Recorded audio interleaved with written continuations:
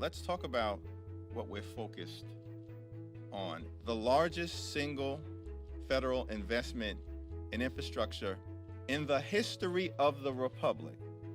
Not this year, not this decade, not this century, the history of the Republic. That alone should be transformative, but that's not the end of the story. Partner that with the Build Back Better Act, which is going to strengthen the Affordable Care Act, expand access to high-quality, affordable health care in the United States of America, give us the ability to negotiate lower drug prices for everyday Americans. That's going to drop prescription drug prices for our seniors. I kind of think that's transformative and historic, but it doesn't end there. We also are working on expanding access to Medicaid for every single eligible American, despite the fact that you have 10 or 11 red states that have intentionally excluded seniors, the poor, the sick, and the afflicted. I kind of think that's a little bit transformative, but it doesn't end there. We're looking at expanding access to Medicare benefits in a way that people have been contemplating for decades, but have not been able to accomplish. Yet it doesn't end there. We're also talking about strengthening families and children, not just low-income families, but working families and middle-class families. How are we doing that?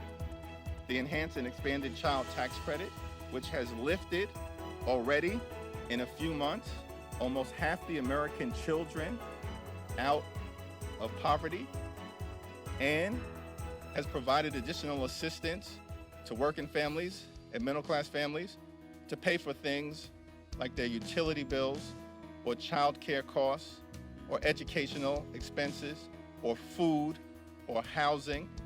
But it doesn't end there. We're also joining the family of nations that currently provide child care in a robust way. We don't do it in America. The Build Back Better Act will do it for the first time in American history. It doesn't end there. We're going to expand access to 3- and 4-year-old children across America through universal pre-K, which the academic literature is very clear, lays a foundation for children to grow up and be successful in pursuing the American dream. It doesn't end there.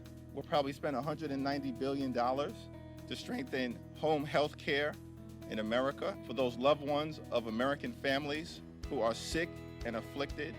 And we're going to lift up the home health care workers, but it doesn't end there. We're going to confront the climate crisis with the fierce urgency of now. There is no planet B.